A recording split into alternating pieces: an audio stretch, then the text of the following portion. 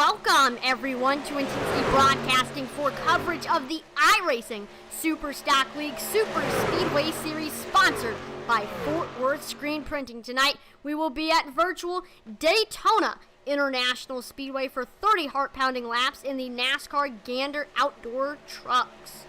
I'm your announcer, Atlee Atman Weiss, and joining me tonight to call the action is experienced iRacing driver and 2020 iRacing Oval Series champion, Dustin Dean. Hey, Dustin, how you doing tonight?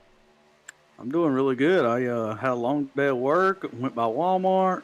So needless to say, I'm ready to sit back, relax, and watch some truck racing here at Daytona. Right. Daytona is definitely always an interesting track considering how skinny it is.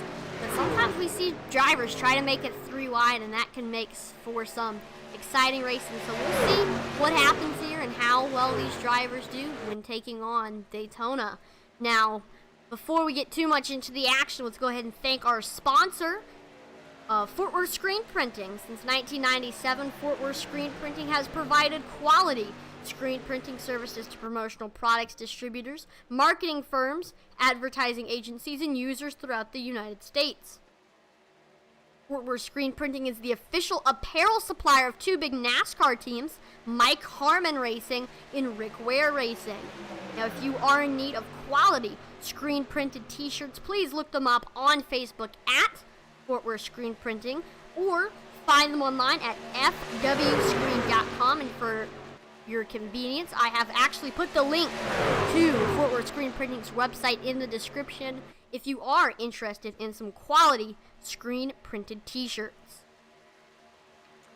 Yeah, and as you look on right now, you see, like you said, the track stats for the night race. It looks like a pretty cool night here in Daytona. Do you consider 78 degrees cool? Compared to summer Daytona, yes, absolutely, I do. Whoa. Reckon there, but 56% humidity, partly cloudy, 2 miles per hour wind speed, track temperatures 2 degrees warmer, 80 degrees. Oh, and that was very interesting there. Not exactly sure what happened. Yeah, I think most of everybody knows that we do heat racing here in the Superspeedway Series, and it's provided a lot of fingernail biting action. I'm serious. It comes down to the wire on those transfer spots on the last lap. We've seen some really good finishes.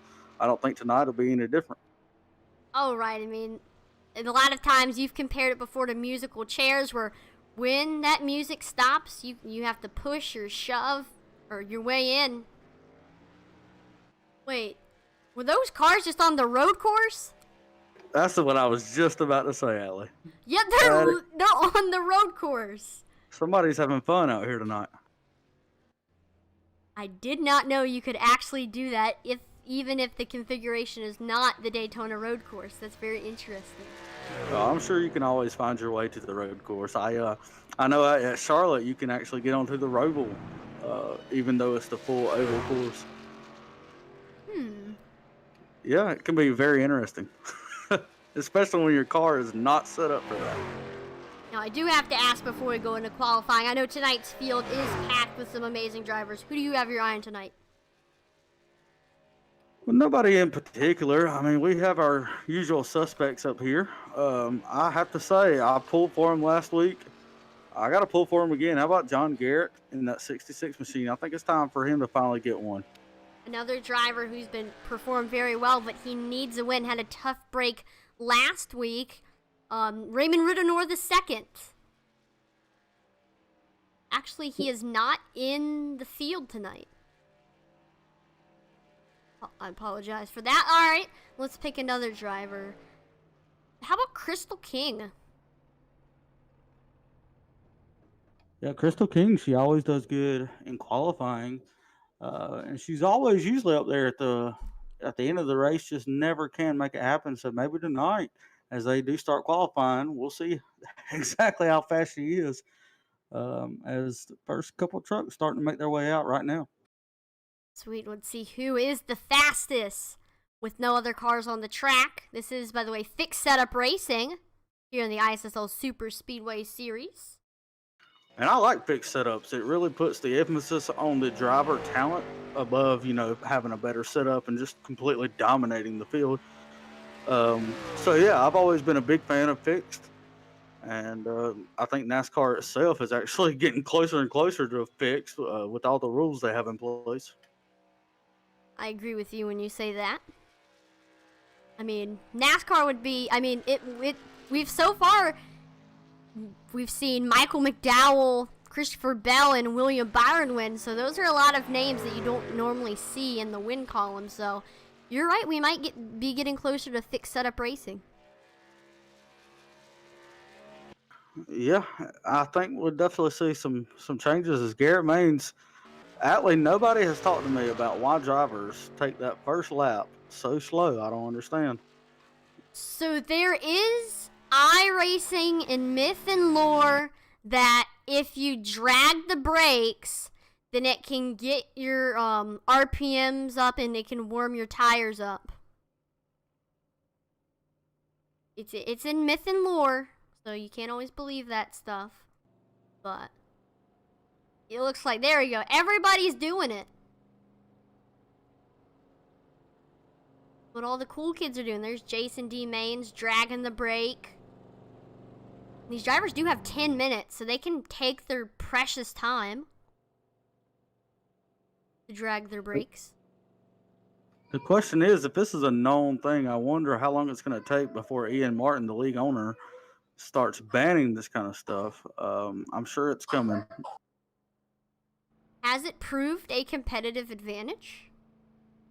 We will see if any of these drivers that we're seeing doing the strategy gets onto the top of the board. It might be considered a competitive advantage. But as we look here on the board, Shane McEachin is currently on the top of the board with a 52.33. We'll see if somebody else might be able to get up. Yep, Crystal King's doing it. Oh yeah, we seen her do that last week, and I'm gonna have to let you call this qualifying session here. Atlee, I got a got a crying kid. I will be right back. And four. Well, here's Garrett Maines looking to see what time he is gonna get. He's always fast here on these super speedways.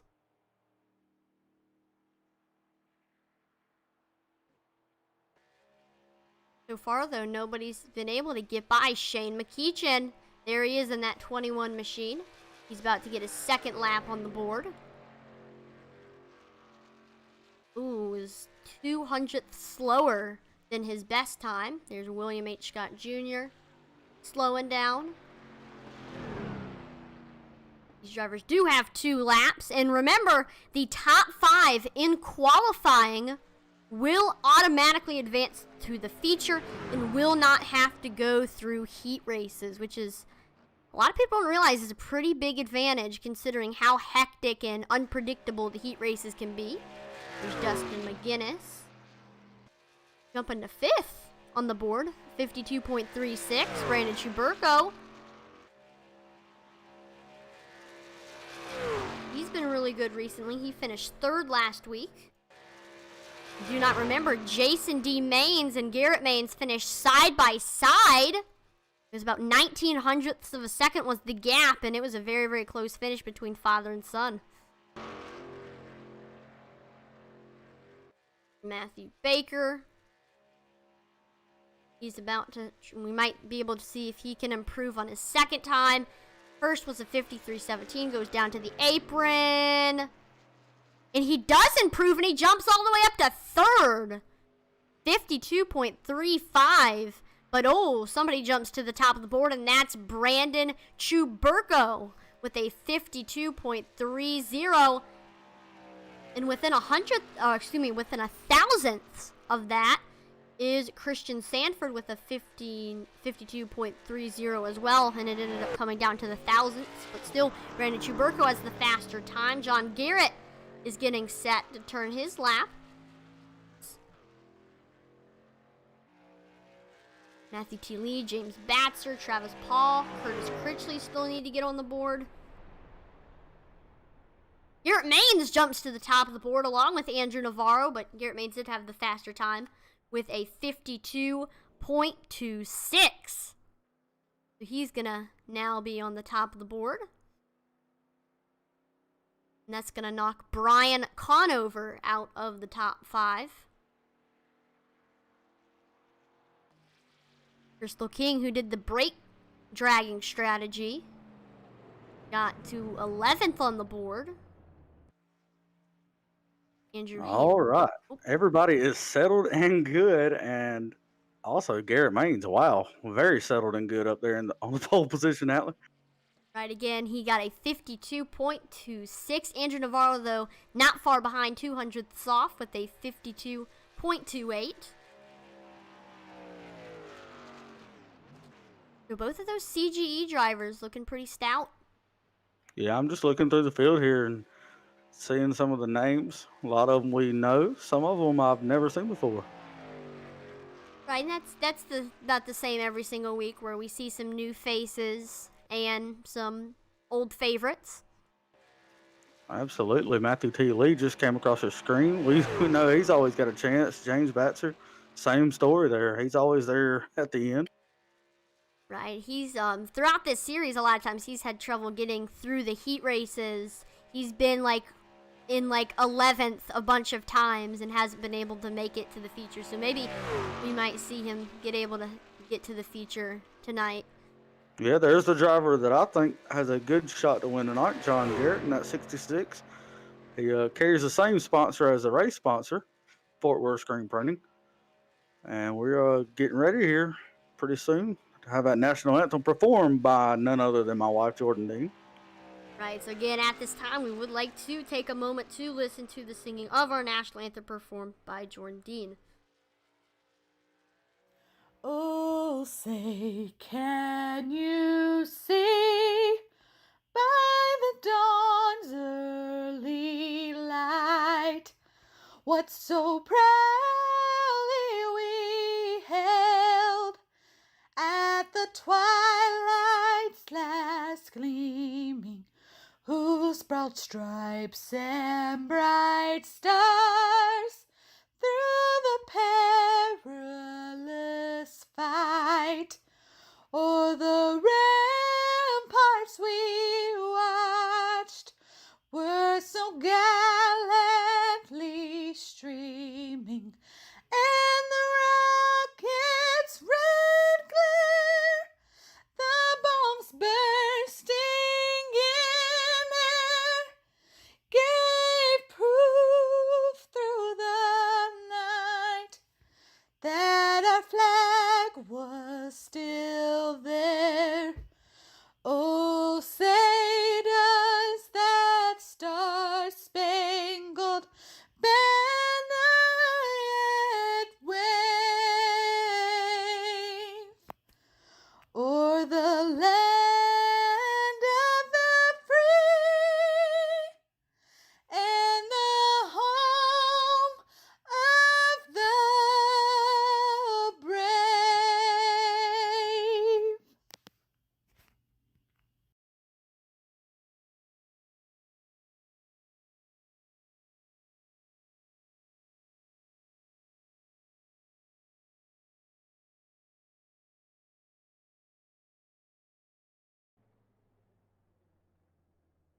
That was beautiful. Thank you so much, Jordan Dean, for the performance of the national anthem. As we look back, Matthew T. Lee was able to jump to the top of the board with a 52.26. Able to get in front of Garrett Maines. It came down to the thousandths of a second between those two, but Matthew T. Lee ended up having the edge over the two. Yeah, the rest of your top five, Andrew Navarro in third, Brandon Chaburko in fourth, and Christian Sanford. I think that whole top five there we've seen previously. At least that's the way it sits with about 10 more seconds. I don't see anybody else on the track. So that should be your top five, and they will advance straight to the main feature tonight. Again, 2 heat races. The first one's coming up here shortly. It'll be 15 laps. Second one, 15 laps. Top 10 transfer. All right, here we go, getting set. And here's our starting lineup for heat race number 1, Shane McEachin with a good time of 52.327 starting on the pole. Matthew Baker in second. Wyatt C. Martin starting third. Outside of him, it's going to be Crystal King. Justin Botello is starting fifth. Darren Halliman starting sixth. Travis Paul 7th. Matt D. Horton is going to be starting 8th, Brian Sherworth 9th. And then rounding out your top 10, it's Jason D. Maines. John McAdam will be starting 11th, John Garrett 12th. And then your final two, Brandon Gagnon in 13th. And then last but not least, we got Tori Thompson. Yeah, so 14 trucks roll off in heat number 1. There'll be 14 in heat number 2 as well. But only 10 positions will transfer to the feature tonight. So there'll be probably some nervous people there at the end of the race. But as we turn to Facebook, if you haven't already, now's a good time to like and subscribe and follow and share and all that good stuff. But I do have a couple shout outs. Okay. Got one shout out for Andrew Hansley in that number 24 machine. And secondly, we got one for Colin from Nick and Cora. So they put that on there. I figured I'd shout them out. Right, Colin Willems is a very, very popular driver. He gets shouted out a lot. Absolutely. Both of those drivers, Colin Willems and the 24 of Andrew Hansley, are going to be in our heat number 2. So take a deep breath, folks, if you're watching. Your driver may be in heat number 2. But for right now, let's look at heat number 1. And who are you thinking is going to be up front for most of this race here? Well, a lot of times the drivers who start up front in these heat races stay up front while all the bumping and banging happens in the back. So I expect the top 5 to just stay there unless something really bad happens up front. That's my opinion. Yeah, as we know, Daytona can be anybody's race, but I'm really looking at 3 drivers. You got the 6 of Wyatt Martin. You got the 278 Crystal King right there. And Justin Botello in that 64. You cannot count out J-Bo. Right, he's performed very well in this series. He's 3rd in points, so that tells you how well he's performed. He's got an average start of 6th, average finish of 4th, so we'll see if he'll be able to advance to the feature. I do not think that he hasn't participated in he has not participated in a feature yet. So we'll see if he's able to make it in. His green flag is out here at Daytona International Speedway and already getting clear of the 5 machine. And ooh, somebody's blinking there. That's Shane McEachin. He's blinking a little bit, but he's able to get clear of Matthew Baker. Despite that, Crystal King moves down into the bottom. And we're 3 wide. The 99 machine of Darren Halliman looks very dangerous here at Daytona. Got one down there on the apron. Seems to be following to the back, and he will all the way to the back. As Wyatt C. Martin and Shane McEachin how do you pronounce that, Allie? Say that for me again. Let's see, Shane McEachin. McEachin, yeah. They did not have help there for a second down on the bottom. They're finally getting some down there, as I think that outside line's going to lead this first lap here. They got the momentum hard. Yeah, we've seen a lot of times the outside line perform a lot better and have better chances to get up front compared to Talladega. Because, watching this Superspeedway Series so far, I've seen that Talladega in Daytona, they definitely have their differences race-wise, like what racing goes on and stuff. Absolutely. A couple more shout-outs. We got the 83, Brandon Gagnon, a shout-out for him. And also John Garrett in that 66, who I think will have a good shot tonight. He's always a clean racer, patient racer, kind of like a Martin Truex Jr. kind of guy. But he always seems to find his way up there. Is J-Bo really keeping it steady on that outside line? He gets the run off of turn 4 again. As a Martin Truex Jr. fan, I can tell you that all of those adjectives describe and John Garrett very perfectly. Yeah, like a better version of Mark Martin, in my opinion. And I say better because he won the championship. That's the only reason. Mark Martin, Denny Hamlin, and Carl Edwards are the best drivers to never win a championship. Oh, no, without a doubt. Absolutely. Absolutely. Crystal King's made her way in the second there. And that outside line is, man, they're taking off. They're in a different zip code right now. Right, it's cool to see some momentum up there as now Matthew Baker is back the leader of the high side. Justin Botello is going to try to hold him off on the bottom. And it's nice to see that outside line working for once. You know, the past couple of races, Shane will lead this lap. The past couple races, we've seen the outside line really struggle and the inside line prevail. But tonight, it seems to be the opposite. The outside line is moving quick with momentum.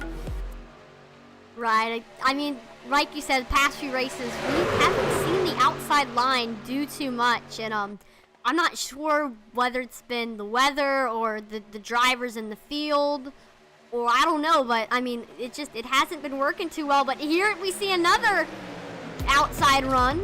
There goes the 84 of Matt D. Horton to the bottom, but Matthew Baker stays up top. I'm talking about that outside line almost had 3 whole trucks clear coming off of turn 2. That was crazy.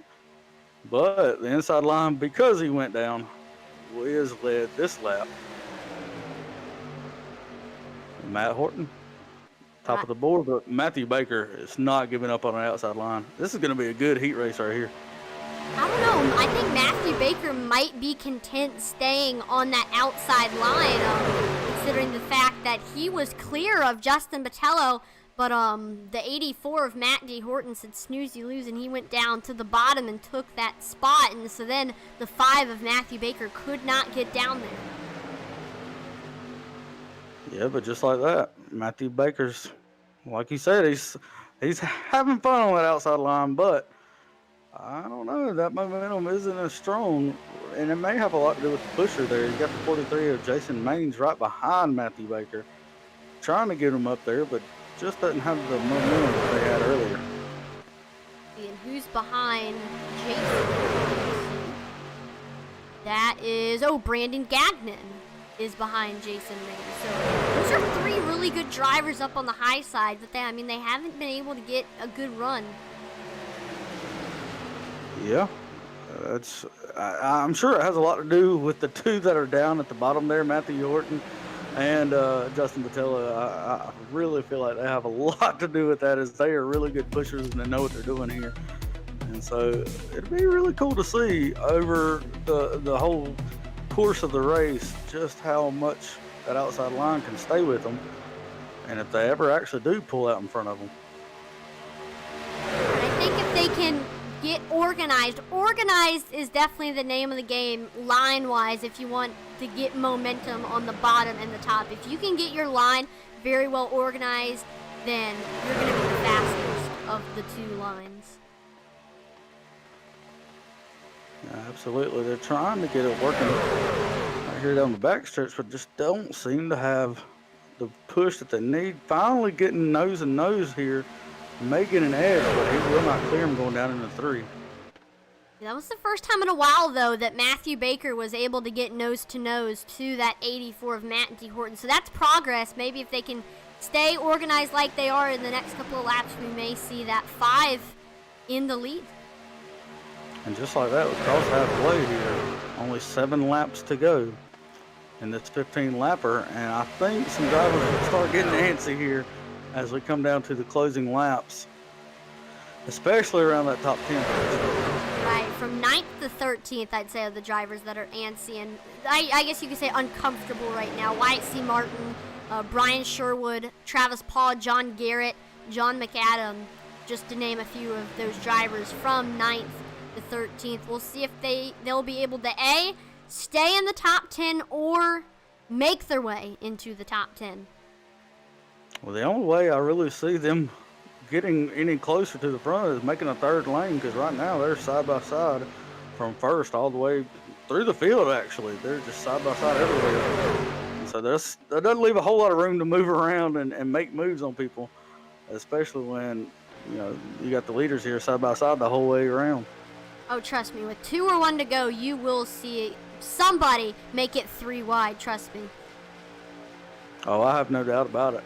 As we saw last lap, Matthew Baker got out in front a little bit of Matt Horton, but just wasn't able to take it. Here he comes again. He's going to be there, but he's just doesn't have it neck and neck going in 3, but he just can't get there. I'm like you, Allie. I don't know if he's just not wanting to. I think he's content. I mean, he's in the top 10. He's in the feature right now.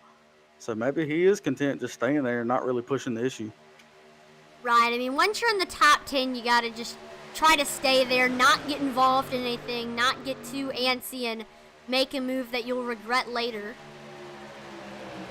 which we've seen plenty of moves where drivers definitely regret Oh, in absolutely. some of the previous races. Yeah, I remember, I think it was either last week or the week before that, where on the heat race, half the field took themselves out, and the driver came around and just took 10th place that wasn't even in it. And so it was kind of crazy. It's Matthew Baker, again, got a nose ahead, but just stayed there. I don't know if he's doing that on purpose or not.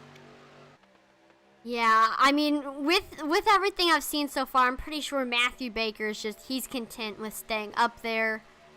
Well, I don't know. I mean, we'll have to see if he does get out in front of the 84 of Matt D. Horton. Will he come down? Because one of the perspectives that I like to look at is the fact that if the race ended right here, would I win the race if I stayed on the high side? Right. I get what you're saying. As we come to 5 laps to go, and Wyatt C. Martin, he was 10th that time around. He would have made it in. John Garrett in 11th would have missed the show. Luckily for him, he's still got about 4.5 now, more laps to get it done. Matthew Baker, boy, I thought he was going to come down there, but he stayed high. And now that we're within less than 5 to go when they cross the line right here, we're going to see these drivers start to get a little bit antsy, and the music is starting to slowly stop playing here in this game of musical chairs, and we're going to see some moves to try to push and shove to get into that last chair. Oh, yeah, we came to 4 to go that time. Even just watching these drivers, they started getting a little bit more unsteady, a little bit more antsy, as you said. And, yeah, I think as we get closer and closer, they're only going to move around more. Wow, look at them move across the back stretch. I mean, all 3 wide right there. They're making a 3rd lane up top. All right, yeah, I thought it would be a lot later than this, but this is pretty early to see that 3rd lane start to form. There it is. That's see John Garrett up there, and oh, we see contact. What a save there by that. Oh no, never mind. There he goes around. I jinxed it. Around. No caution. As of everybody. We had one spin out back there, but everybody else kept going. And just that was very unlucky right there because everybody who wrecked just knocked themselves out of the top 10, and John Garrett is in 10th place, and he has that final transfer spot, and there's nobody near him. Next car is Travis Paul, who's a 2nd behind John Garrett. So yep, but if these 2 trucks can line up right here, I think John Garrett's lost a draft just enough to where he can get passed by these 2 if they stay together. Right. So we'll see if they can get grouped up. Of course, they've got a big gap between them, 5 tenths. Well, as I look now, it looks like maybe John Garrett is catching that draft, and he is. Look at him suck back up to the end of that pack there. It's crazy how fast you begin to catch up to the pack once you get into that draft.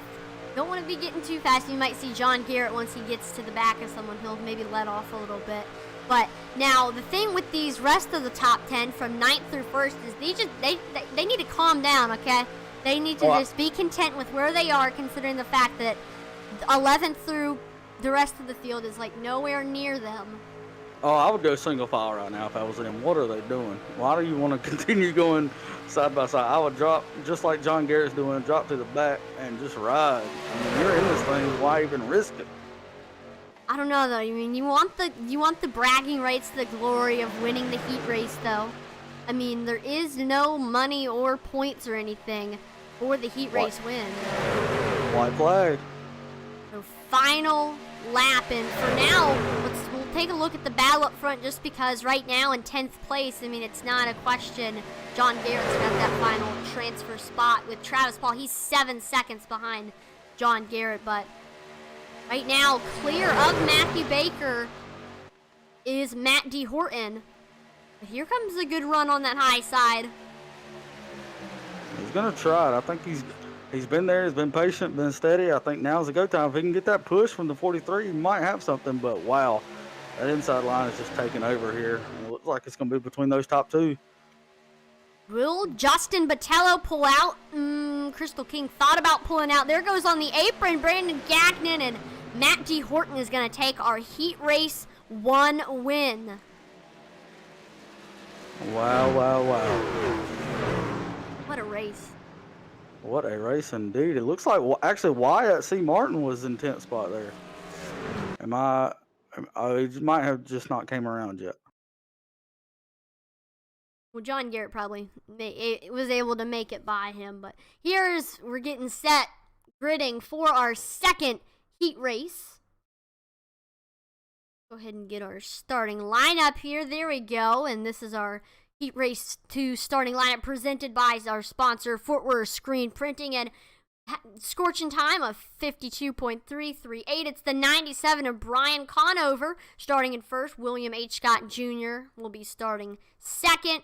Trent Cameron third. Outside of him, it's going to be Dustin McGinnis. And rounding out your top five, it's Colin Willem. Sixth place, it's Race Broad TTV. Seventh is Kenny Younce. Eighth place is Tom Mustakas. Ninth place is going to be John Ernst. And then rounding out your top 10, it's going to be Anthony Cronover in that 11 machine. 11th is James Batzer in the 7. 12th is going to be Heath Snyder. And then your final two spots, 13th, Andrew Hansley, the 4th. And then starting last but not least, we have Curtis Critchley. So again, setup's the same, 14 trucks, 10 transfer spots.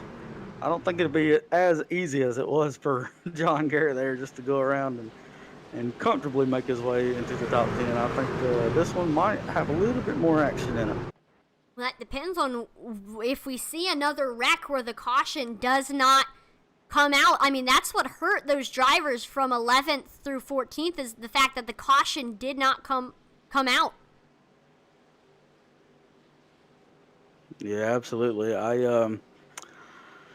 Tough break, and it's such a helpless feeling. It really is, and just to ride around knowing there's nothing you can do, hoping that somebody else wrecks so you can get back up there. But it didn't happen for those guys, so they will pack it up and take it home. As for these guys, they still have a chance here. As we see, Brian Conover will bring us to that green flag, and it is on his command here. Right, here we go. It's all on Mr. Jeffrey Bodine when he wants to pull in. And you'll see him. Look at those beautiful lights as he pulls in there. About to take himself out. As the green flag is out now, Brian Conover easily will get the whole shot here tonight. As Trent Cameron in that 36, that beautiful green and purple truck, joins right behind him. Sorry about that. Now, I did hear you mention lights, and I love the fact that Mr. Ian Martin decided to make this race here at Daytona a night race. I mean, it always has a different atmosphere and feel when you're racing at night. Oh, they're already 3 wide. Talk about different atmosphere. Yeah, look at them right there. They are shaking and moving. All about. They finally get back in line. Well, as I say that, they're back to 3 wide now. And already some blocking going on as this is early in the race, fellas. What are y'all doing? Calm down. Look, there goes the 10 car of Tom Mustakas going up to that high side. He's now the leader. And oh my gosh, we're wrecking! Caution is out. Caution is out. Caution's out. 3 wide to get you every time. We did not even complete one lap, so. Yep, there we go. They just crossed the line, but there goes the 8 car around. There's the 15 Frosted Flakes car also involved. Dustin McGinnis, who we saw, he started fourth. Now already sees himself with a disadvantage here. It's tough to tell when you're going 3 wide like that. If he came down or, if he went up, it's tough to call that one. Yeah, that was a very, very dangerous position to be in, 3 wide like that. And there's a little bit of a slow motion view as they make some contact with the 11. The 29 didn't get too much damage. 3 car able to avoid it. It looked like none of them really got that much damage. Mm-hmm. Looks to be clean and clear, and maybe I'll still have a chance to make it into the main. Ooh, looks like Andrew Hansley the 4th might be blinking a little bit. Yeah, another shout out for Colin Willems here in the 17. He is in 4th, and like the driver you just mentioned, the 24 of Andrew Hansley. Currently in the 12th position is Andrew, so he's going to be one of those looking to get up into that top 10 before this is over. Again, just now on lap 2, as that was on lap 1, and we're coming to lap 3 here as the pace car will start the start-finish line, or past the start-finish line. think we might go one more lap until the lights go off. Yep. Because we're just going to do a quick flyby of the field to see where your favorite driver currently is. And again, keep the shout-outs coming if you haven't already mentioned who you're currently pulling for. Make sure to do that. And also, I mean, if you're not actually pulling for someone that you know, just make a random, pick. I think might try to do that after the heat race so you know exactly who's going to be in the feature. Now, I do want to mention the payouts for the feature race while we're under pace. $300. Oh, no, that's with a full field, so... Still pretty good amount of money. Right, it's still a good amount of money, but I'm not going to read those just because the payouts are if there's a 45-car field, which there is not. But the only thing that is guaranteed is the driver with the lowest incident count from the race will be getting $70. And we have seen a lot of times where our first place finisher had the lowest amount of incidents, so he got an extra $70 to his already fat wallet. That's exactly right. That's one way to put it. I've never had a fat wallet, Atlee. In all my years of living, never had a fat wallet. It's always been skinny, relatively. Skinny. Got you. I've been fat, but my wallet, not so much. Oh, so who's your eye on in heat number 2? Who do I have an eye on in heat number 2? Well, I would watch that. Let's see. Watch the 12 or I'm trying to think. Yeah, definitely the 17 of Colin Williams. No, that's who I was gonna pick, Atlee. You stole it. The shout out, man. I mean. All right, well, if we're going off shout-outs, then I'll go with Andrew Hansley in the 24. He's sitting 11th right now. I was thinking about saying him, but... I'll do it. 24, I think he's going to get up there. Yep, he's got to try to get up there in the top 10. Right now, he is in 11th, so if the race ended right now, he would be out of the feature. So let's see if he'll be able to get up into the top 10 here as we are going to be restarting this time by. Yeah, and let us know on Facebook who you're pulling for. If you're watching on YouTube right now or Twitch, let us know who you are pulling for. Who do you want to make the main feature tonight? And we'll either give you a shout out or we'll be pulling alongside you. Either way, let us know. We want to know. We really do. It's not just me and Atlee up here. It's everybody. So join in the conversation. Right now, I'm sure Brian Conover needs some love as he's going to lead this field. And hopefully we can get some racing under our belt here without all the chaos. Right, again, that caution did come out when we had not even completed a lap yet, of course. It is 12 to go now just because caution laps do count. But still, we still got a lot of race left.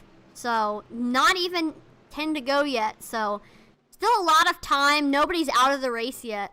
Everybody's still in contention. Absolutely. That pace car comes around.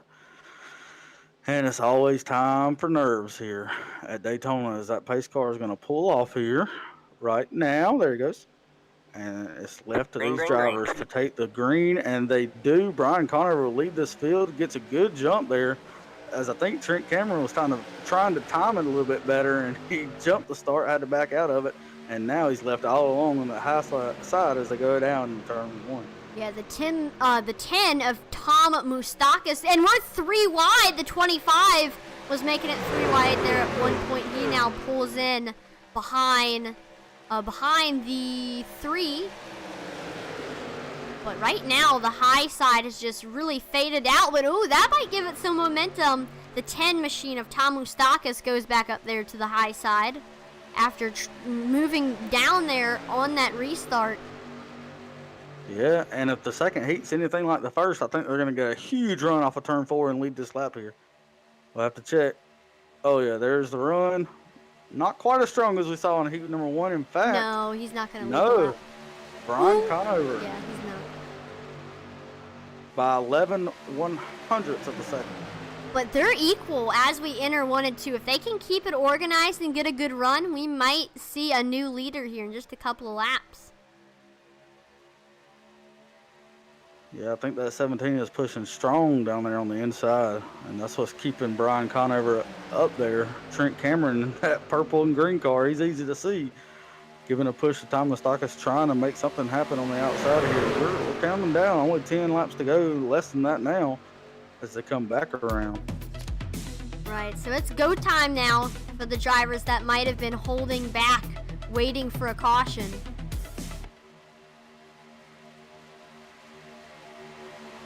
Yeah, right now, sitting at that line this time by, you had Anthony Cronover. He was in that 10th and final transfer spot. But again, James Batzer, as you mentioned several times, sitting there in 11th, right at that cutoff line. We know he's good, but he always seems to find himself right there at the line every race. And he's just been so unlucky in these heat races, just hasn't been able to advance to the feature. He might have done it once or twice, but I mean, it's so far he hasn't been able to get into these features. So we'll see if he can try to get that final transfer spot, or maybe even finish 8th or 7th on the board. As you see, Colin Willems thought about moving up, but we're 3 wide now. I think that's going to leave Tom Moustakas out there by himself as the 36 of Trent Cameron just moves down with Colin, and that is Tom. Look at Tom Moustakas; he's dropping like a brick right now.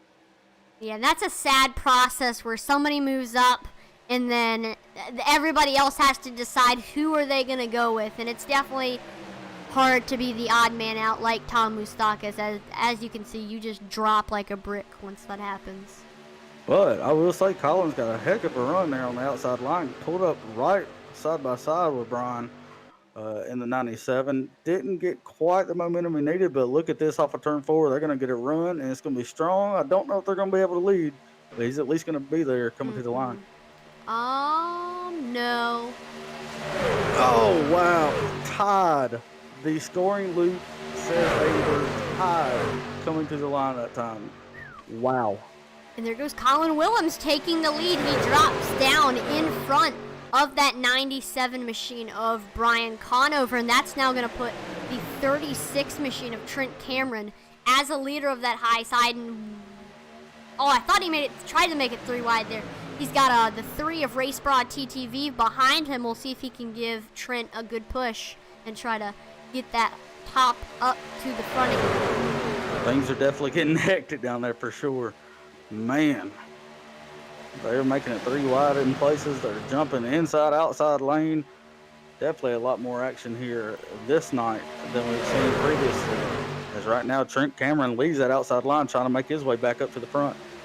Yeah, they're getting a good run. If they can keep the top organized, and they can give everybody a good push, especially we need the 3 of Race Broad TTV done. And there goes the 97. There's that sad process again where they had to pick who they wanted to be with, and that just leaves the 36 of Trent Cameron out to dry there. Yeah, that's going to put Brian Conover right there in the lead again. Let's see what he does with it this time. I'm sure he's hoping not to lose it as we come across the start-finish line. This time, we get a good run from Colin Willems, and he might lead this lap. It's going to be close again as they come to 5 time to go. Do you know exactly who got it? Colin Willems again. Dang. Tied. Our scoring loop, it only goes to thousandths of a second, and zeros all across the board as they were tied that time. If they come across like that in the main feature tonight, it's going to be crazy. On the final lap, too. I mean, we did see a photo finish last race between Jason Maynes and Garrett Maynes. 19 hundredths of a second was the final gap. We got to get the gap into the thousandths of a second. I do have a question on Facebook. Is Torrey Thompson racing in this race? Yes, he was racing in heat number 1. He did make it into the feature, so he'll be racing again tonight. So, shout out to him. Right, he's now just sitting back and relaxing and watching this heat race number 2, and glad that he was able to make it into the feature. But now the job is not entirely done. He's got to actually race the feature now once heat race 2 is over. And Colin Willems trying to make it work again. He's already got ahead of Brian Conover and passed him and got in front of him once. Can he do it again here as he gets that momentum down the backstretch? Getting a little bit ahead. He might clear him down in 3 if he's got enough. Right now, Not quite. let's take a look at the cutoff spot right now in 10th place is that 15 of Dustin McGinnis, but he has the 36 of Trent Cameron and Andrew Hansley hot on his tail, and Andrew Hansley's trying to get under him for that final transfer spot. And there you see Trent Cameron, excuse me, back there after he dropped like a brick earlier. And yeah, trying to make his way back into that top 10 as well. Yep, and then I thought maybe Anthony Cronover was going to maybe drop off a little bit there, but he stays. So now Trent Cameron goes to the bottom and is going to try to pass the 15 of Dustin McGinnis that way. Yeah, and I think some of these drivers have the strategy of staying back a little bit in case there's a wreck. But at this point, with 2 laps to go this time by, there is no waiting. You can't wait anymore. It's time to go regardless of what happens. Trent Cameron, since he got by the 15 of Dustin McGinnis, he's gotten that final transfer spot, but we're side by side again for that final transfer spot between Dustin McGinnis and Trent Cameron. Also watching that battle is William H. Scott Jr. trying to find a way that he can squeak in. Yeah, Dustin McGinnis got that 10th spot last time, again with 2 laps to go. It's getting close here. We might see some 3 wide or other disastrous action that we could see tonight. Right, so far it's been very, very interesting racing here in this heat race number 2, and I mean, once we hit 1 to go, it's going to be a lot more exciting than last heat race because of the fact that we have the entire top 14 within like only a little bit of each other. See, that's last place right there. He still can see, and oh my gosh, the 15 is into the wall, and we're wrecking, and there it is, another wreck that wiped out everybody except for 10th place, and that was Andrew Cameron. And that was Andrew Hansley the 4th. He's in 10th place, and he is 3 seconds, growing to 4 seconds ahead of James Batzer, who is in that 11th place. Oh, he's got it then. I mean, man. Oh, they're Oh my wrecking gosh, up and they're front. wrecking in front of him! What in the world? Anybody could come around and take this. So Brian Conover, and if James Batzer makes it, yes, James Batzer has that final transfer spot now. What are we Kenny doing? Younts now does. And he gets passed by Trent Cameron. Trent Cameron, who was out of it half a second ago, is now going to make this main race. And we're still Colin Willems barely making it in. Man, so that's why you never give up. So Anthony Cronover came around and won the race, but Brian Conover, who led the entire race, will not make the feature. Ooh, so looks like the 17 Wow. was turned by the 3.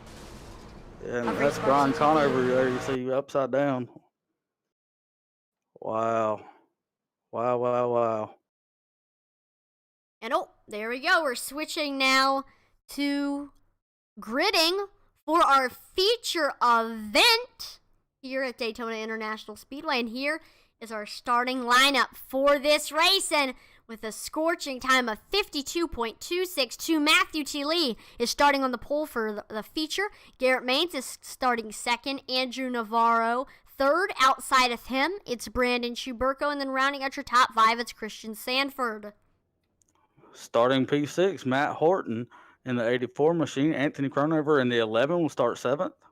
Justin Botello in the 20 machine will start 8th. Elliot Beringberg in the 3 machine will start 9th. And Crystal King in the 278, she'll start P10. 11th place is going to be Tom Moustakis, with 12th being Brandon Gagnon. Starting 13th, it's Andrew Hansley the 4th. Outside of him, it's Matthew Baker. And then rounding out your top 15, it's Heath Snyder. Jason Maines will roll off P16. James Batzer starting 17th tonight. Shane McKeechin starting 17th. Curtis Critchley will start off. Or excuse me, I messed up there. Curtis Critchley, P19. Tori Thompson, as we mentioned, is in this feature. He will roll off P20. John Ernst starting 21st. John Garrett will be rolling off P22 with Colin Willems starting 23rd. Outside of him, it's going to be Wyatt C. Martin. And starting last but not least, he got that final transfer spot in heat race number 2, as you saw. Trent Cameron starting 25th.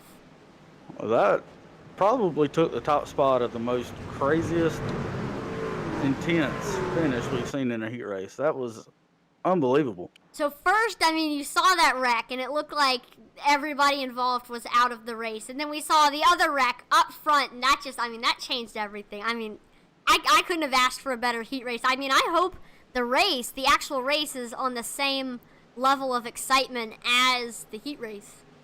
That was absolutely phenomenal. I mean, drivers that didn't even have a chance there came around and made their way into it. But now, Man. that's in the back of these drivers' minds right now.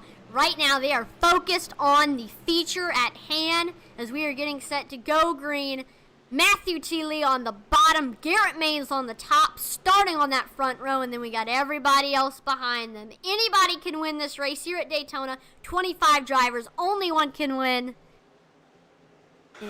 And it's go time. Pace car is diving off right now, and you'll see Matthew T. Lee, that pole position. Garrett Maines on the outside of him will lead us down to the green flag, and there it is. Green flag is out. 30 laps to go.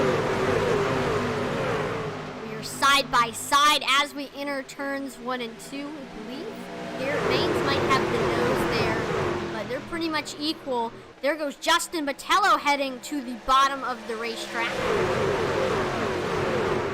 Coming out neck and neck off of turn 2. We'll see who gets the advantage. Is it going to be that inside line or the outside line? We've seen the outside line work a lot in the heat races, but there's some pushers down on that low side. So as you see right there, neck and neck, nobody getting an advantage on the first lap in turn 3.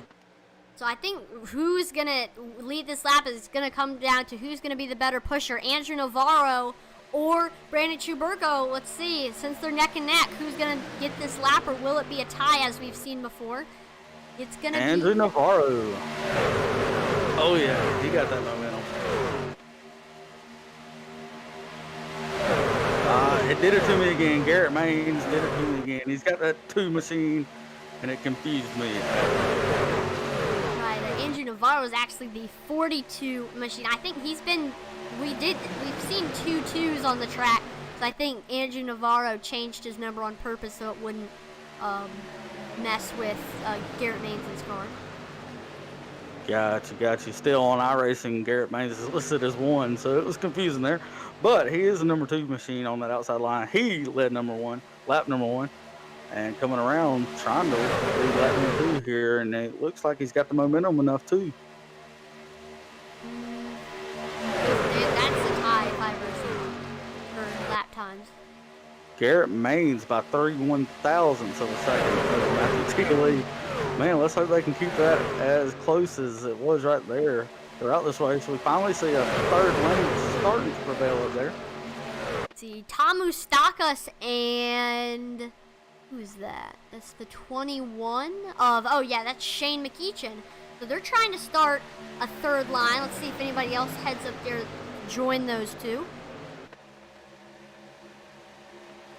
Yeah, I just can't believe after seeing those heats just how neck and neck these top 2 drivers are. Nobody really getting that push except right off the turn there. You see Garrett Maines just getting a little edge ahead.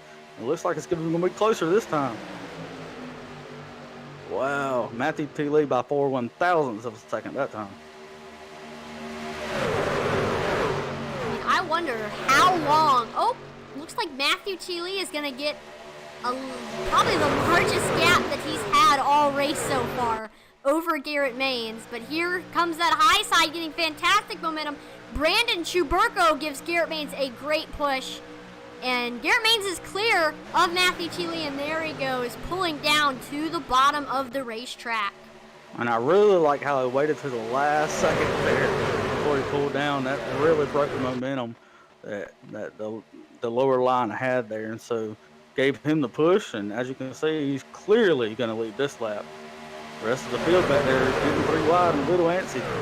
I am a little bit worried for the bottom, considering we do see a big gap between the 42 of Andrew Navarro and then the 28 of Christian Sanford. We might see somebody up there on the top maybe slip into that little space, and Brandon Chuberko thought he could go down there, and oh, there goes the 04 of Matthew T. Lee up to the high side.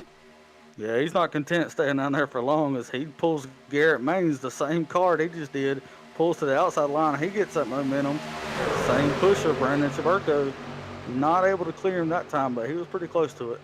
Yeah, we know that Brandon Chuberko is a fantastic pusher. He's pushed many, many drivers to the win. As there is a wonderful view of that wonderful motor. There's the front end of Brandon Chuberko. As that's how close of a push. That's how close he is. And oh my gosh, we're 3 wide. Oh, they've got a good lane up there now. Really working strong on that 3rd lane. Matthew T. Lee going to be left in the middle here. And we're 3 wide right now at Daytona. And this is just going to give the bottom even more momentum. And oh, Garrett Maines moves up to try to block or to get with his teammate Matthew T. Lee. Well, he doesn't know what lane to go in. There's, oh, whoa, Brandon Chuberko about got loose there on the high side. Really going to slow them up. But right now, there's no lane to pick. They all 3 have momentum coming. Brandon Chuberko said, I'm tired of pushing. Give me the lead on this high side. Yeah, right now it's very, very scary being 3 wide right now. For definitely the people on the bottom 2 rows. They're trying their hardest not to make a mistake. I mean, if you turn your wheel even, oh my gosh, and there, as I say that, they go around and first caution flag. Definitely caught up. Man, that, whoa. Brandon Chuberko, Jason Maines, Tom Moustakas involved. Let's watch what happens. So I think the 27 Critchley might have moved up there into Brandon Chuberko. That's going to collect the 84 machine. And let me make this clear for our viewers. That's not a lack of talent or anything like that. I mean, when these trucks are going that fast, so close together, it's bound to happen. I mean, all it takes is one simple mistake. And you see it, you know, from the real NASCAR guys. And so it's bound to happen here on a virtual Daytona track as well.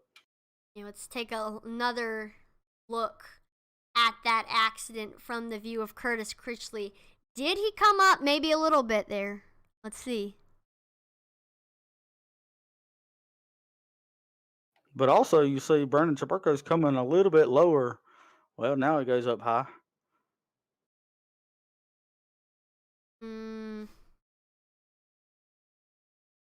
Goes a little too low there. Maybe overcorrects, comes a little bit higher. Oh, wow. Wow. Yeah, I think Chuberko came down and Critchley came up and they met in the middle, and that's how this accident started. Yeah, nothing really major happened there. Like I said earlier, just takes one little simple mistake, and especially if 2 drivers go for the same place at one time, we all know how that ends up. A junkyard like we see here. Luckily, these drivers do have a fast repair, so they'll be able to come in and take a fast repair and be a fresh race truck here as they try to make their way back up to the front.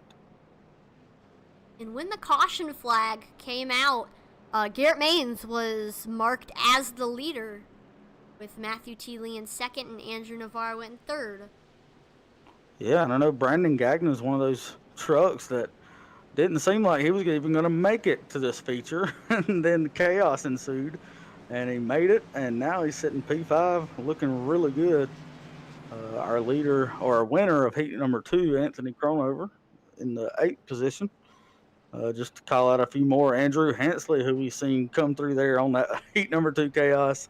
He's sitting in P11. And a bunch of drivers here just all over the place. Some drivers that we usually see up front not really there right now. But you can't blame them when there's a 27 car pileup. Yeah, we saw a lot of great drivers get involved in that accident. Justin Metello, Matt D. Horton, Brandon Gagnon, Shane McEachin, John Ernst, Trent Cameron, Race Broad TTV, Matthew Baker, Tom Moustakas, Jason D. Maines, Crystal King, Curtis Critchley, James Batzer, and Heath Snyder. All are currently on pit road getting either tires, some fuel, or getting some damage fixed and using that reset. Yeah, and if I can, I want to save my reset for later on in the race. I'm sure that's not the only wreck we're going to see tonight. But some of them didn't have a choice. They were either too badly damaged or couldn't even continue there. So as we come up right now, as we come around this time, we're on lap 9 of 30. That leaves 21 laps to go, but that will shrink down before we take the green flag again. Garrett Maines looking to lead this field back to the green flag. Yep, and he's had a very good performance so far tonight here at Daytona. Just been able to roll with the punches and stay up front, despite whatever's came his way. Yeah, him and Matthew T. Lee both traded the lead there. I think about 17 times in that first 8 or so laps. And I don't think it's going to stop anytime soon. And lights on the pace car are currently off here. We're going to be going back green here as we're going to have Garrett Maines on the bottom, Matthew T. Lee on the top. That's exactly how we started this race, except for reverse on who's on the top and who's on the bottom. Of course, Matthew T. Lee did start on the pole. Yeah, it's always funny to me to see these drivers that barely make it into the main and then come up here and take Wyatt C. Martin barely made it. Yet here he is in the 5th spot now. John Garrett is one of those as well. He's 76. So I guess avoiding the wreck will get you up there, and then avoiding the wreck in the feature will get you up there even further. Yeah, Wyatt C. Martin, like you mentioned, he is actually our biggest mover of the race. He's moved up 19 spots. Started the race in 24th. So another big mover is the driver that you also mentioned, John Garrett, started the race in 22nd. So we're seeing some big movers working their way up. Our biggest faller is the 11 of Anthony Cronover. He started the race in 7th, and he has fallen all the way down to 22nd, now 21st.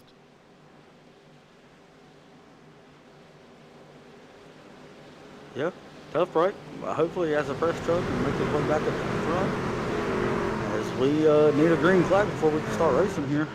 And it's time for that. The pace car off in the distance, pulls off on the pit road, and they're back green flag racing here with 20 laps to go. Go side by side for the lead, as we saw last start, during the start of the race. This is our first restart. Got somebody exiting off of pit road as they're going to go by him.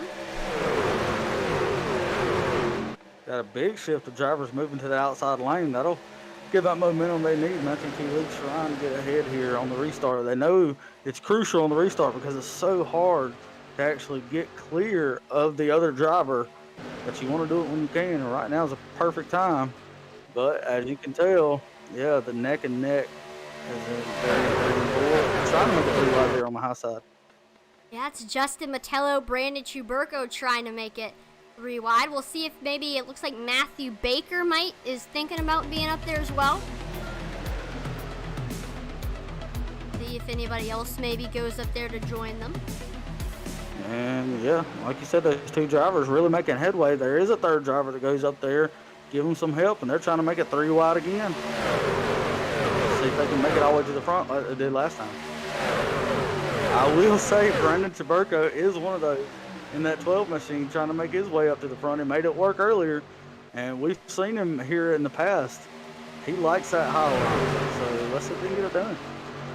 Yeah, I mean, we've so far in old, it looks like he didn't like that high line too much as he pulls down to the middle, as that leaves just Justin Mettello and Matthew Baker up there, as Justin Mettello now slips in front of the other forward screen printing car of John Garrett. I'm sure Matthew Baker is there goes Colin Willows to the bottom. Yeah, but Garrett Maines just being constant and steady out there in front, leading the field. Andrew Navarro content right now to be pushing in second. Right, and of course those two, Garrett Maines and Andrew Navarro, they are teammates with Critchley Gallant Engineering, CGE Racing. And also Matthew T. Lee is also a CGE car as well. You don't think No, surely they're not planning this. No. I'm not sure if it's coordinated. Maybe. That would be cool. So, I guess that would explain the third lane of why they're trying to break these two up. As you see Brandon Taberco making the move down there, getting under that 28 of Christian Sanford, bumps him up to the high line, and give that outside. Oh, we saw some bumping there, getting loose. That'll stack up his stud a little bit. Oh, and we're 3 wide. The 3 is making, oh, maybe some contact between Race Pro TTV and John Garrett. They're catching a lap car. That was a whistle for sure. Could have been a pucker moment, as it looks like they're going by John Ernst right now. They were definitely jostling right there. But we did see Brandon Chuberko make that move where he went under Christian Sanford and forced him up to the top. I mean, that Brandon Chuberko has a very, very aggressive style of racing. I mean, I like it. It's helped them be there in the end. 3 wide up there, and they do split these CGE cars up. Oh, wow. Brandon Chuberko and Justin Patello get into the lead now. What a move. Started that third line. Was able to get out in front when Matthew T. Lee and Andrew Navarro tried to make it 3 wide. There goes Christian Sanford onto the apron. Justin Patello took it outside, but then the 04 Matthew T. Lee took it even higher, and he takes that high line, high, wide, and handsome to the lead here. Well, the second at least. As the high line's falling back now. Not as good. Oh, no, and they make contact. Just turned him. Saved it, save it. Oh. Wow. No. Oh, no, there you go. Caution is out. He had it saved I there for a thought second. Brandon Chuberko was going to be able to save it, but no, not quite, and caution flag comes out here at Daytona. That was crazy. Brandon Chuberko tried to take it low. Garrett Maines went high. Brandon Chuberko went to block, and yeah, it didn't end well. You see how it ended right there. Crystal King involved, the 88. Let's take a look at that one more time. Again, like you described it, the turn of events. Let's actually, there we go. That's a good view of the incident. So, yep, just making contact is Garrett Maines on a Chuberko. Chuberko gets on the apron, and that gets the truck very disoriented. Wyatt C. Martin runs into the back of him. Andrew Navarro went down into Chuberko, and Chuberko slides up the track into Matthew T. Lee. He gets a little air under his truck there. Colin Willems trying to go down there on the apron to avoid it. He makes contact with Brandon Chuberko. And pretty much Garrett Maines and Justin Patello were the only drivers that were able to not get a piece of the incident. Yeah. That might be the big one, or that might be the little big one. We do see a wreck even bigger than that one. Yeah, here it is. Let's watch this. Brandon Chuberko trying to maintain that lead. Garrett Maines will jump to the high side here. This is a really good view. Garrett's going to jump here. You'll see Brandon kind of take that mid-road line trying to block. Garrett goes high. And then There's the block. See, if I was Garrett, I would have kept going high there, but he didn't. He comes back to the low side. Brandon blocks, and nothing you can do there. The EOL was given to Brandon Chuberko there, as he was at fault. okay, I'm pretty sure Brandon Chuberko. I think he thought he was clear, but he wasn't quite, and he just went across the nose of Garrett Maines. There goes Andrew Navarro into Chuberko, and there you see so many cars involved in that one. Well, to his credit, he saved that truck.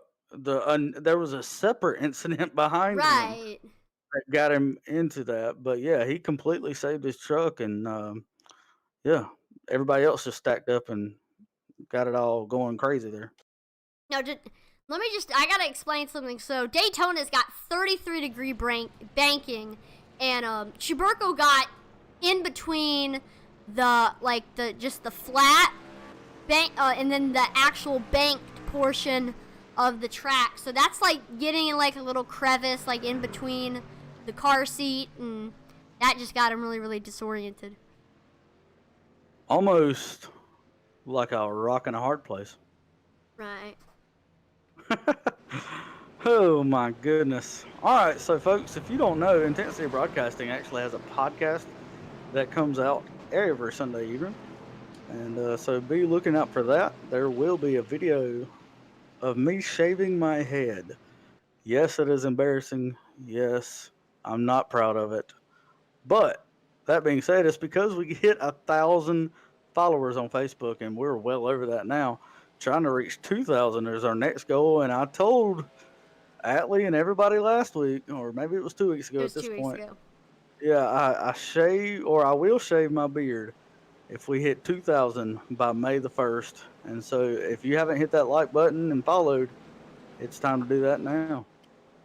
And I mean, for 1,000, I do have to thank the entire Intensity Broadcasting Facebook community to do that. But if you haven't already, though, make sure to also visit us on YouTube if you have a YouTube account, or Twitch as well if you have a Twitch account. Make sure to follow us on there too, because we are on all 3 platforms. And we don't we can't live stream on Twitter, but we do make posts. We ask questions like, I don't know, if you could go back to any year in NASCAR history, what year would you go back? So I ask questions, and I like to see some answers. And so make sure to also check us out on Twitter. And a lot of people have Twitter, but they don't know actually that Intensity Broadcasting has Twitter. I don't advertise it too much. I talk more about the Facebook and the Twitch and the YouTube, but we do also have Twitter. So who's your favorite driver of all time, Alan? My favorite driver of all time? All time, not just current, but all time. I mean, I'll put you on the spot. Even he does race currently, but he's my favorite driver of all time, Martin Truex Jr. Fair enough. Fair enough. That's a good one. That's a good one. I think mine has to be Ricky Rudd, the old rooster. Is that why you're 21? That is why I'm 21. I really started liking him when he was in the 10 machine and followed him all the way through the 28. But 21 is when I started racing go-karts, and that was just always my number 21, because that was Ricky Rudd's. So, yeah, I agree. The pace car's going to duck on off here. Go Ricky Rudd. Forever racing in my heart. And here we go. Green flag is back out here and getting a fantastic restart on the outside. That is a Garrett Maines, and him and his father Jason are able to both get down there to the bottom. They had a photo finish last race, 19/100ths of a second between those two, and Justin Botello goes up to the top. But he thinks better of it, and he goes down to the bottom.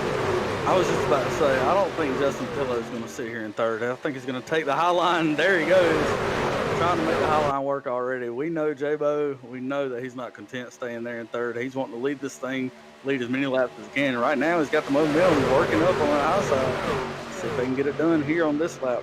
Maybe not this lap, but next one. Now, I do have to mention that we do have a private jet currently landing at the Daytona Airport, as you saw on your screen in the sim. They do have a private jet, so I wonder who is actually appearing here at the track in their private jet. Could be one of the NASCAR team owners, Hendrick, Joe Gibbs, Jack Roush might be here. Well, no, I know last time I talked to Greg and Joe, they're actually not at the Speedway this weekend. They're taking part in an owner's meeting for Toyota and Chevrolet. So, no, they're not at the track. I just texted them earlier tonight. Oh, so you got them in your DMs? Oh, yeah, they're hardcore in my DMs. I talked to Joey, as I call him. He actually likes to be called Joey, old Joe Gibbs. Not a lot of people know that, but if you're in his inner circle like I am, yeah. Got it, yeah. No, obviously I'm joking. I don't know them. I don't know where they are. FBI, please do not contact me. I don't know where they are. Now, we look back here. That was very off topic. But while we do have a little break in the action, of course, Justin Botello does take the lead. Let's go ahead and do a little pump up the intensity to get the sounds and the sights of the racetrack. get it.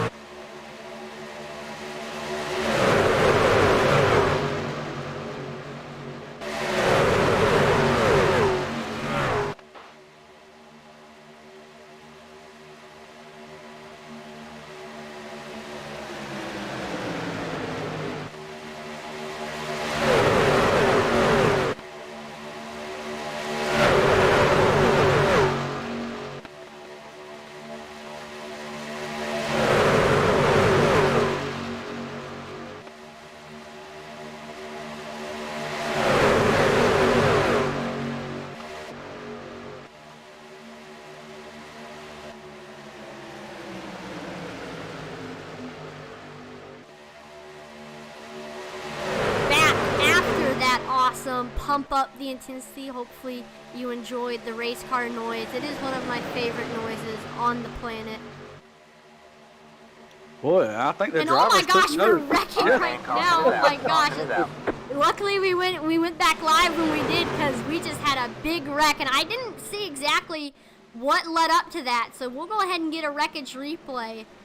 I tell you what, let's get it up. And it's like, Atlee, you said we're back, and they took off. I mean, they started dancing there down the backstretch. All right, here we go. Let's take a look. So we were like, yeah, we're 3 wide between Tom Mustakas, Christian Sanford, and Sanford makes contact with the 21 of Shane McEachin. McEachin makes contact with Critchley. Crystal King gets in it. A very tough break for her. Same as last week, you know, she had a good run going and got caught up in some stuff. 84 able to get through it. He turns left and prays. Now here's another look at it from all the way in the back. Andrew Hansley the 4th. Here's what he sees. You know, we've seen some shout outs for him tonight on Facebook, and get to ride along with him.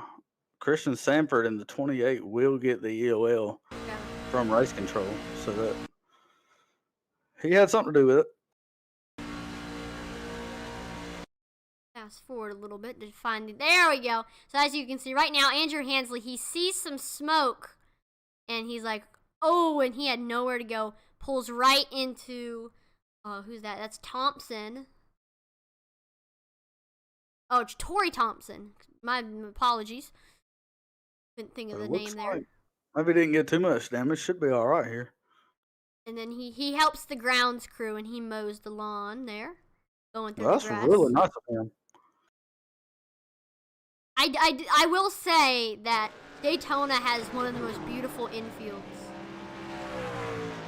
All NASCAR tracks do. Like, if they do have an infield with all, like, the sponsors and stuff, very well cut grass. Yeah, I think Daytona does it best. I mean, the way they do their designs and stuff in that grass, it really looks good. Right now, just shout out to the Daytona International Speedway grounds crew. We want to tip our hat off to you and just give you a thank you for what you do. And you'd be surprised how many NASCAR folks, let's say, are involved in iRacing. Yeah, certainly the drivers, but I know a lot of crew chiefs, crew team, pit crew. I couldn't think of the word. The pit crew, Pit crew, you know, yes. the spotters. A lot of people are on iRacing. So if you've ever thought about joining, now's the perfect time. As the pandemic is still making its way through the U.S., and so now would be a great time But I'm gonna to bring get out going. I'm gonna bring out my inner salesman right now. You can get 2 years of iRacing for 25% off right now. Before we do have the 2021 season 2 spring season will be coming out on March 9th, and there's gonna be a load of new content.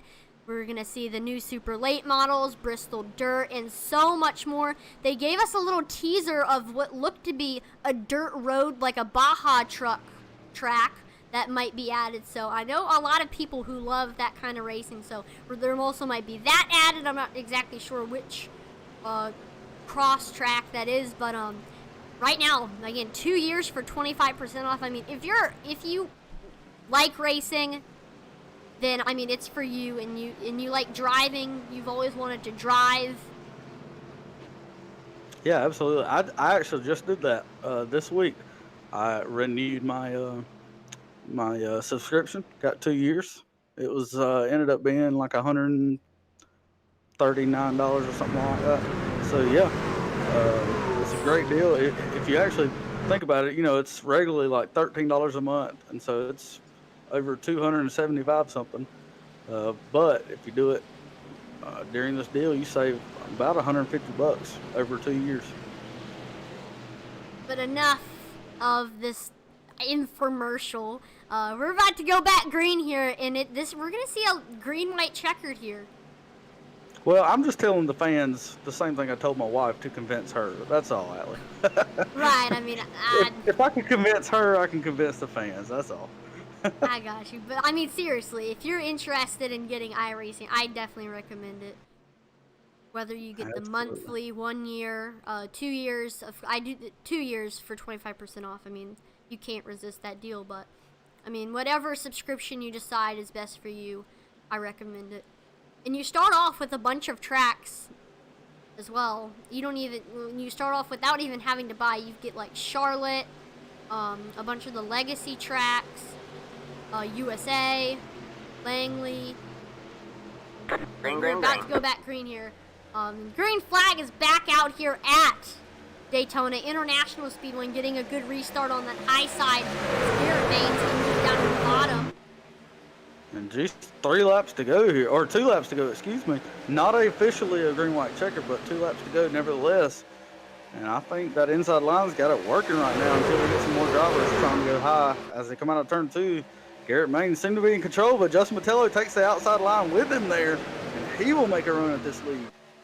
Right, and Garrett Baines, he did not expect that, and there goes Justin Metello in front of Garrett Baines now, taking the lead as we're now nearing 1 lap to go. Uh-oh! Got down in the apron there. Yeah, Justin Metello got a little loose, made me nervous, but making him nervous is Matthew Baker in that 5. He showed strong in his heat racing right now, showing strong on that outside line. As we get the white flag here, Matthew Baker trying to take a win away from Justin Metello. Can he do it? He's got the 06 of Wyatt C. Martin behind him. Here we go. And Wyatt started this race 24. He's way all the way up there to potentially winning this race, as Matthew Baker is going to get a huge run down the backstretch. Now this is where it's going to get interesting here as they're headed down in turn 3. Who's going to make the move to win this race? All right, we're side by side as we enter turns 3 and 4. Who's going to get it? Will it be Matthew Baker? Will it be Justin Metello? Or will it be someone else? Will somebody try to take the race into their own hands? Wyatt C. Martin gives a good push. Justin Metello loose on the inside. That might just give it to Matthew Baker. What's Wyatt Martin going to do? He's going to make it 3 wide, but they wreck. Matthew Baker takes the win, and that is a fiery crash. Tom Moustakis takes second. Wyatt C. Martin third. Look at all those destroyed race cars. Dale Jr. might need to invest in some of these wrecked race cars. Wow. Matthew Baker ends up there, you see, taking that win. Gosh, good. Tom Moustakis Like came second. home in second. Yeah, Yeah, there he is in sixth position, but comes up and takes second away. there he goes. And Tom Moustakis, that third truck on the high line. Wyatt C. Martin sitting there in the second position on that high line. Justin Patello left hung out to dry as Garrett Maines goes below that yellow line. I don't know if that's going to be a penalty or not. Nevertheless, he's not in the payouts anyways. Right. I mean, it didn't affect the outcome too much, so I don't think it'll be a penalty. But there they go. Both Wyatt C. Martin and Tom Moustakis spin across the line. Colin Williams climbs up over and into the fence. Wow. The world. I mean, look at that. That's a beautiful picture right there. Wonderful, wonderful picture of carnage. Look at all those, the smoke, the sparks, the anger, the happiness for some people. Yeah, Justin Metello did come home fourth, Colin Williams in fifth, and Garrett Maines, after such a dominating performance here at Daytona, not even in the payouts as he winds up sixth. Yeah, let me look at that. And Matthew Baker didn't even get a scratch on that Gander outdoor truck, and it looks the same as when he started this race. I don't know if he was involved in a wreck and he got a reset, but if he didn't, way to keep the car clean. We can actually see if you...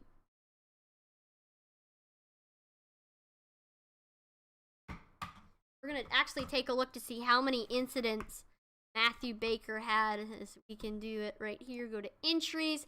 Matthew Baker had 8 incidents. So he will not get that clean win. But, yeah, he takes the overall win for sure. I knew when he had that high line on that last lap, it was going to probably end well for him. I just didn't know he would take it all the way to the lead like he did.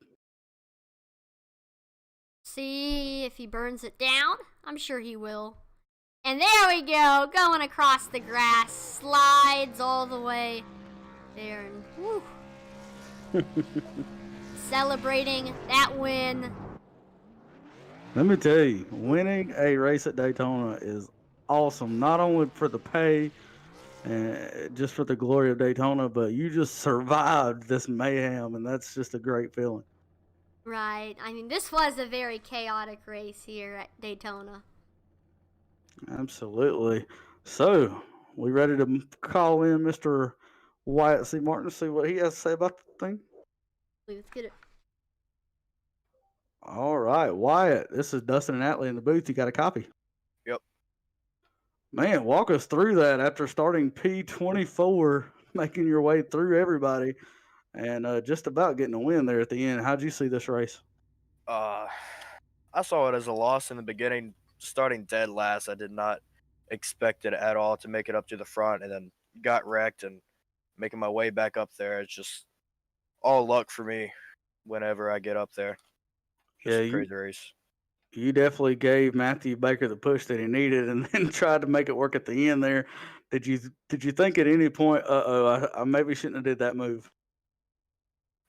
I knew I probably couldn't win the race. So I was just pushing him as hard as I could, just trying to get a money spot. I got you, my man. You impressed me more than anybody the way you start near the back and make your way through the front every single week. It seems like you're there. And so congratulations for getting that third spot. Do you have anybody you want to thank tonight? Just my brother, Ian Martin, for putting on the races. And yeah, that's all. Fair enough. Fair enough. All right. Well, we'll talk to you hopefully soon next time here in the booth. All right. Thank you.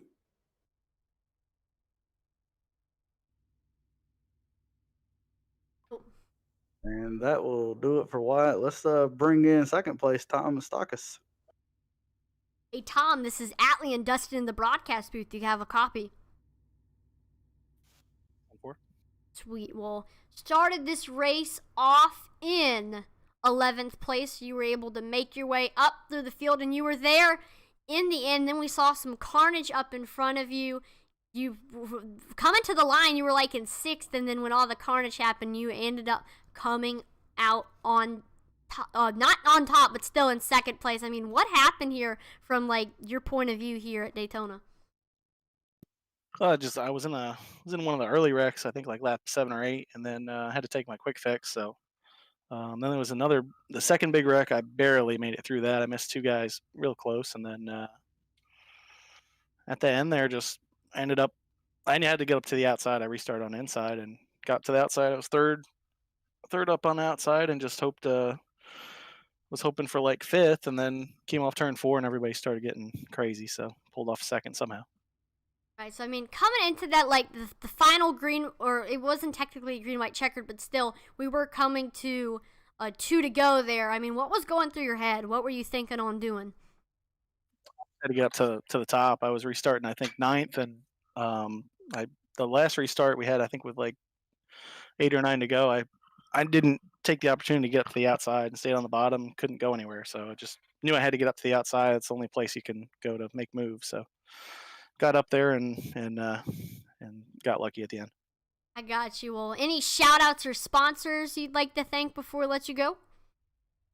It's the Twisted Racing Team, iRacerStuff.com. Brandon Schuberko, Shane McEachin helped me out for this race. So that was it. Had some fun. Sweet. Well, congratulations on second place, and hopefully we'll see a good performance, another good performance next week. Thanks, guys. All right, that'll do it for second place, Thomas Dacus. Now let's bring in our leader, Matthew Baker. Hey, Matthew, this is Dustin and Atlee in the booth. You got a copy? I got you. Bueno. Okay, walk me through this. We're restarting. 2 laps to go.